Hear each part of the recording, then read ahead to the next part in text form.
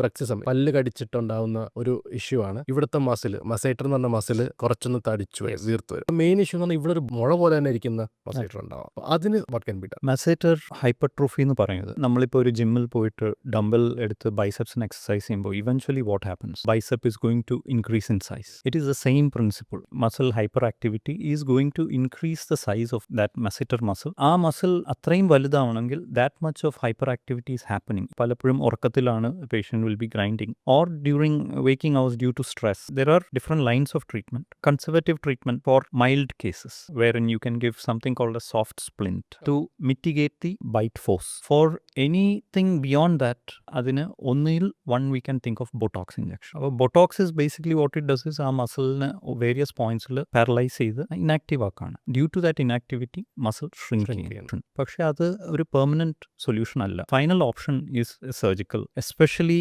നല്ല ബൾക്കി ആയിട്ട് ഈ പറഞ്ഞൊരു ബെൻസീൻ റിംഗ് പോലുള്ള ഒരു ഫേസിൽ over time what it does is നമ്മുടെ ആംഗിൾ ഓഫ് ദ ജോ, മാൻഡിബിളിനെ ഫ്ലെയർ ചെയ്യിപ്പിക്കും. സോ മസിൽ റിഡക്ഷൻ ചെയ്യേണ്ടി വരും along with reducing the angle of the mandible. അതാണ് മസേറ്റർ ഷേവിംഗ് സർജറി. അതെ. Today we can do it quite safely through the mouth. Intraorally നമുക്കത് ചെയ്യാം. പുറമെ ഒരു സ്കാറും ഇല്ലാതെ നമുക്കത് ചെയ്യാൻ പറ്റുന്ന ഒരു കാര്യമാണ്. ഇനി സൈഡ് എഫക്ട്സ് ഫോർ ദിസ്, കാരണം നമ്മൾ മസിലാണ് നമ്മൾ എടുത്ത് കളയുന്നത്, അപ്പോൾ അതുകൊണ്ട് ചൂവിങ്ങിന് പ്രശ്നമുണ്ടോ, ബൈറ്റിന് പ്രശ്നമുണ്ടോ?